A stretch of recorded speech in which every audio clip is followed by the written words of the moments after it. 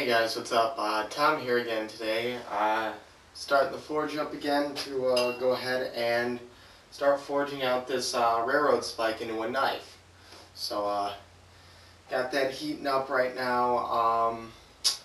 Go ahead and grab the camera and show you guys what I'm going to be doing to this spike to make it into a knife. Okay, so this is the spike that I'm going to be using to turn into the knife. Previously I had already worked on it. As you can see, this right here would have been the head of the nail, but I forged it into the actual nail itself, creating the tang here. There is, yeah, you guys can see it, there's a crack here, but that's not actually a crack, that's actually the very edge of the nail that didn't actually forge weld into the bar. So rather than trying to get in there and forge weld it, I think I'm just going to run a regular weld bead over it to just strengthen it up, make it easier. Tang goes to about here, we'll say, which that's enough room for somebody to grab onto it. And then at the bottom here, I'm going to have a nice wooden handle that I put on. I haven't decided on wood for it yet, but it's going to be held on at the bottom here. I'm going to round this off, and then I'm going to run a die over it to put some threading on it, and then I'm going to forge myself like a kind of like a skull crusher, and thread that on there, and that will hold the whole knife together once it's done. As for the blade, right now blade runs, let's see, about there. That's how much I have to work with. That's still around 1/2 inch. What I'm planning on doing with this knife is making it into a Tanto style blade. So in case you guys don't know, a Tanto style blade, comes out straight like that. I'm going to be doing I want to say it's a modified Tanto, where the point is actually going to drop down from the top. So it's going to come out parallel like this. Top's going to drop down, and then the front here is going to pick up like that. I don't know how well you guys can, there we go. So it's probably going to be more or less like that. And this here being the cutting edge. So that's basically what I'm planning on doing to the knife. If you guys want a better idea of what it's going to look like, go ahead and Google Tanto style knife. But yeah, that's what I'm going to be doing with it. I'm hoping to get the actual blade part here to widen out to probably around at least 3/4 of an inch, maybe a little bit more. Let's see, let me grab my tape over here. Let's see, right now, unmodified, it's right around 1/2 inch, maybe a little bit more, maybe 5/8. So I should be able to get 3/4 out of it, no problem. I'm hoping to get probably at the least an inch. So for blade width. Blade thickness, I'm looking for around 1/4 of an inch. So right around, how the tang is down there. And then I'm also going to make, I haven't decided what I'm making it out of yet. But, let's see, where's that other piece? I'm going to make a bolster to go on top of the wood between the, where the blade meets the wood. There's going to be a steel bolster. I'm debating if I want to just, cut it out of this piece of plate steel. This is just 1/4 inch plate steel. Cut it out and leave a little, like, here, let me illustrate that for you.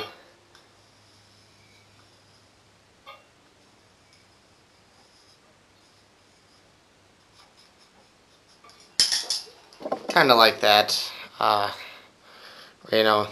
Your fingers would come up under this side, and this would be arced over, and this would come to like a ball on the end.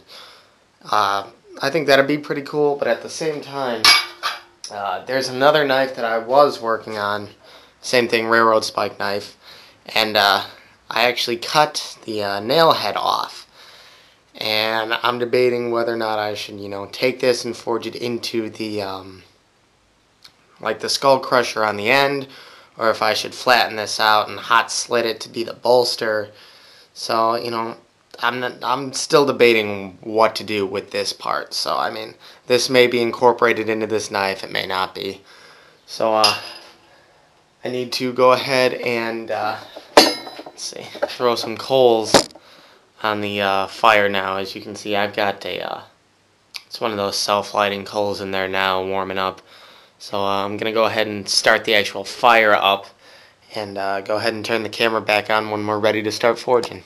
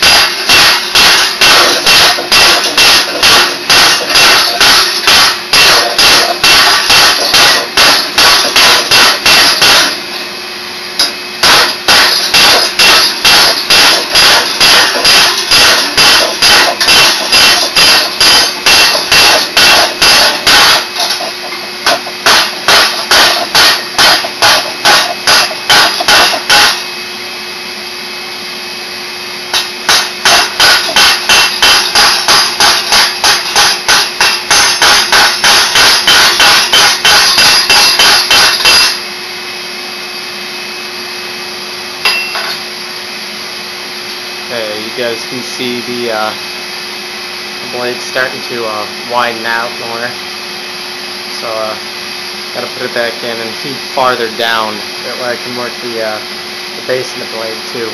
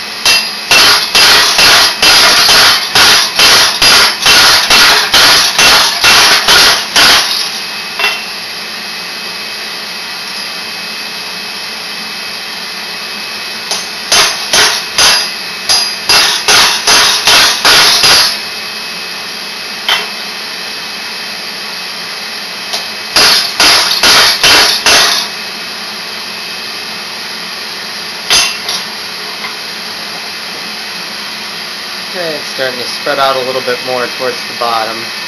I've still got quite a bit of material to work with here, so I'm going to stick it back in and keep going.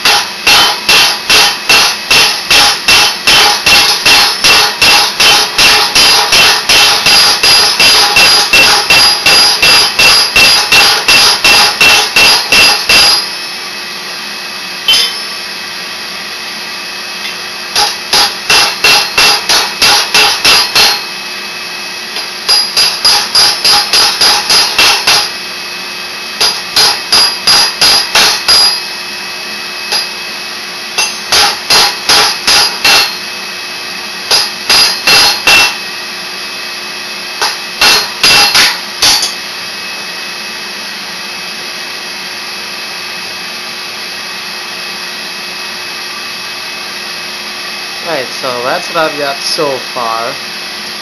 I gotta do a little more thinning out in the spine here. Probably gonna draw the tang out ever so slightly more, just to make it a little bit longer. Got a little bit more thinning to do there, but overall, the entire knife is about a 1/4 inch thick right now. I haven't shaped the nose of the knife yet. I'm going to go ahead and do that. Not this next heat, but the heat afterwards. I mean, right now the blade, let me just double check here. Blade's sitting at around 1 1/8 wide right now, and it'll get a little bit wider as I put the bevels to the cutting edge in. But where it's at now is pretty good. Lengthwise, it's about 11 1/4 inches long. But when I draw the tang out a little bit more, it'll probably get to around 12 inches, and that's not counting the skull crusher I'm putting on the end to hold the knife together. So yeah, I gotta put it back in, do the other thinning work on the tang and the end of the blade there, and then I'll go ahead and turn the camera back on and show you guys shaping the point of the blade. Okay guys, so getting caught on the cords and stuff. There we go. Alright, here's the knife so far.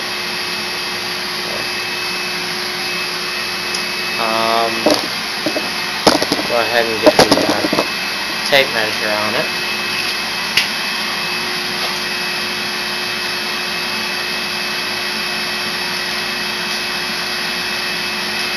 I don't know how clearly you guys can read the numbers, but it's roughly 12.5 inches long.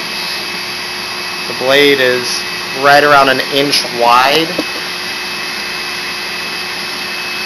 and that step there where it goes down into the tang, I don't have a horn on my anvil, so what I actually did was I clamped this sledgehammer into my big bench vise, and just you can see where the hot metal was on it. Just hammered it over that, and that gave me that nice step down. So next step with this is to refine the shape of the blade. So I'm gonna go ahead and throw it back in the forge, tip first. Go ahead and forge out the shape of that tip, and then start doing the bevels on it. So once this piece is ready to go, I'll go ahead and turn the camera back on.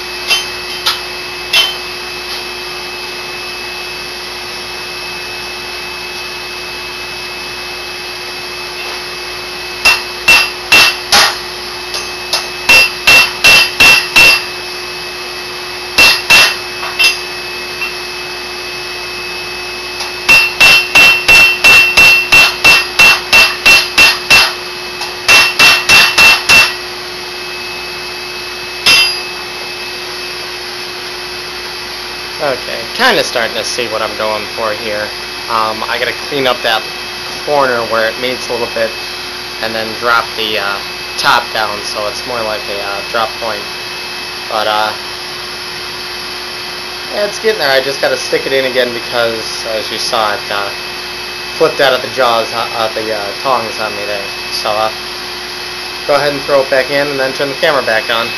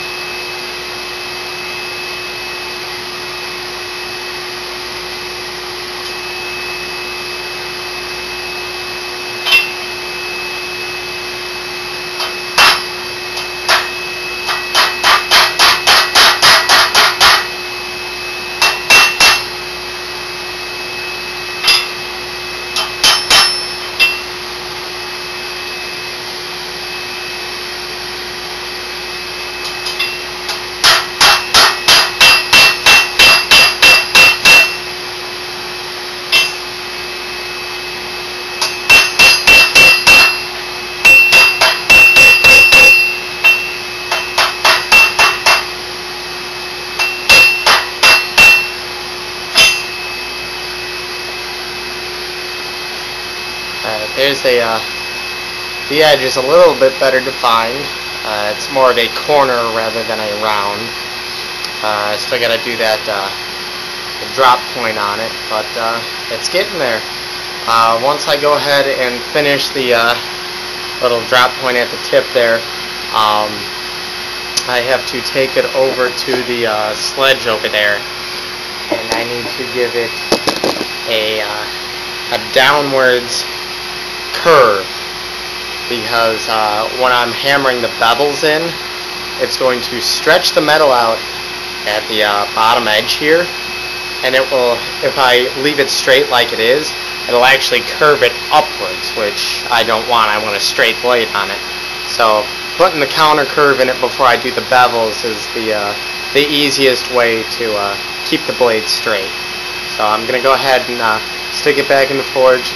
I'll finish up that drop point on the end there, and I'll turn the camera back on once I'm doing the counter curve over on the sledge.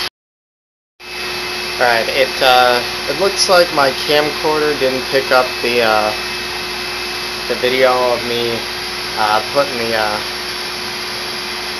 opposite bend in the blade to counteract putting the bevel in, but here it is with the counter curve put into it. It's got a nice sweep downwards. Next step is going to be hammering the bevels in, so I'm going to go ahead and put this back in the fire and heat it back up, and once it's ready to go, I'll go ahead and turn the camera back on.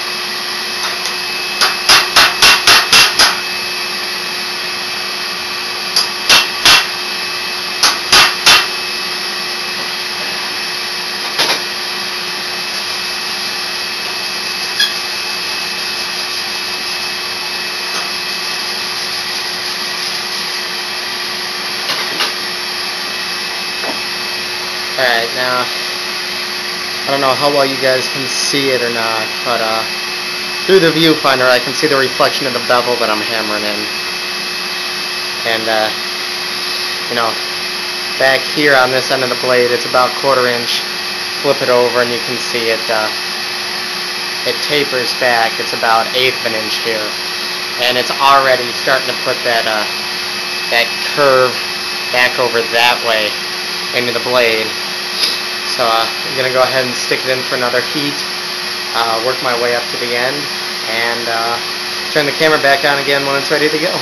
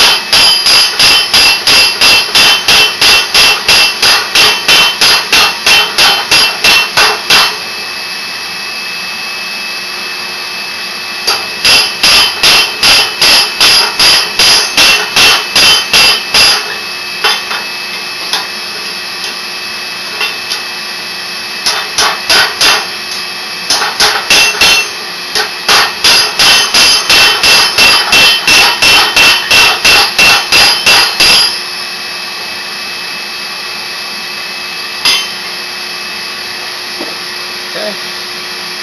And you can see it's really starting to straighten back out. You can see that beveled edge that I'm hammering in there and the reflection there.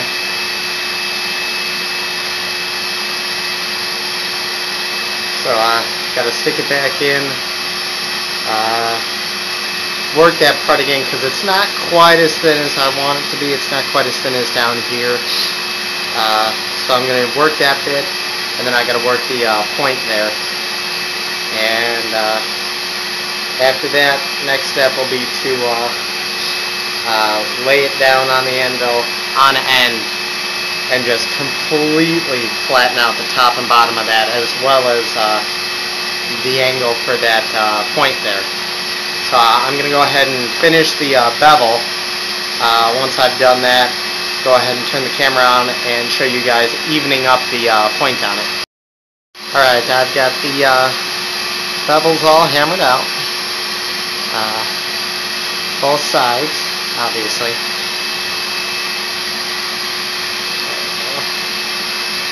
And the blade's straightened out pretty damn good. I'm very happy with how this turned out so far. Next I'm going to go ahead and stick it back in the forge and hammer flat. I don't know if you guys can see or not, but it's a little wavy along the edges of the blade. So next step is going to be cleaning that up. And once that's done, I think the only other thing I have to do is round over where the tang is going to go in for the skull crusher. Oops. And I think that's the only other hot work I have to do for now, is just straighten it out and then round over the tang end. So yeah, I'll go ahead and turn the camera back on once this is hot and ready to go.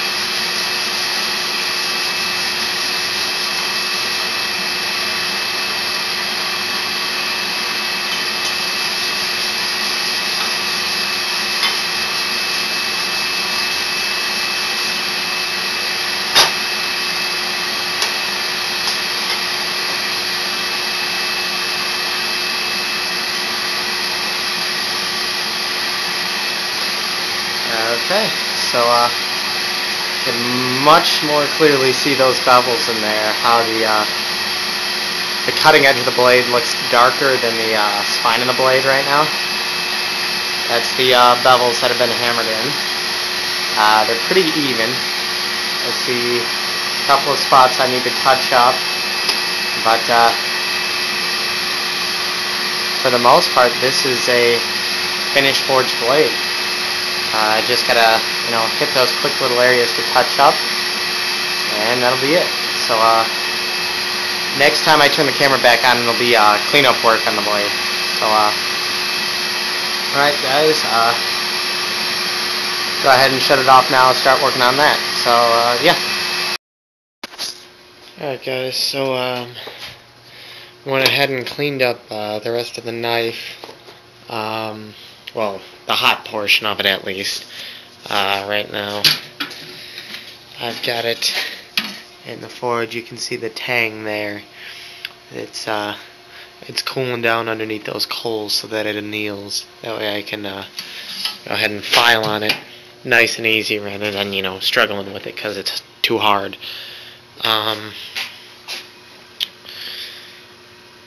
After it anneals, I have to file it down, make it nice and smooth, clean up all the edges and stuff on it. I went ahead and rounded off the end of the tang so that it could accept some, so it could accept the threads, so that when I put the handle on, I'll be able to hold it down with that threaded piece at the end. But not sure if I'm going to use this piece or not. I mean, I got a couple of pieces of this lying around, but I mean, you can see it's got a whole bunch of cracks in it. So I don't know if I'm going to use this wood or try to find some other wood. I mean, here's another piece here, but again, it's got big cracks and stuff in it. So I don't know. I gotta find something nice for the handle. If it comes to it, I always can cut some wood off of the trees in our backyard here. Trying to think what else there is to do. After it anneals, gotta do the file work and that. But that shouldn't take very long. But I'm gonna go ahead and at least tape some of that. That way you guys can see the process that I go through for doing that. Also, a quick side note: this is the rig that I've been using for filming everything recently, as the HD video that I've been putting up. The only thing that I have that can record HD is my phone. So I've been rubber banding my phone to this little piece of plastic on this tripod here and just using that as is. It's been working good so far. So I think that's it for right now. Probably go ahead and turn the camera back on whenever the blade is done annealing. It'll be at least a couple hours. Go ahead and start that file work and show you guys how I'm doing that. Let's see, after that, the only other thing I gotta do is find the wood for the handle and then make the bolster pieces for on top of the wood and underneath the wood. And then I have to forge out the skull crusher. I'm not sure what I'm gonna use for that material wise yet. I may wind up ordering some tool steel online or something, or I may just wind up using some old tools that I got lying around and just cutting that off, because I want it to be, tool steel, or at least some form of carbon steel. That way I can go ahead and it'll keep an edge when you're smashing stuff. So let's take another quick look at the blade, see how it's doing. You guys probably can't see it, but it's a very, very, very dull cherry red underneath those coals. So, yeah, I'm gonna go ahead and end this part here. I'll probably put this up in several different parts. So, this will be the end of part 1. So, thanks for watching, guys, and guess I'll see you later.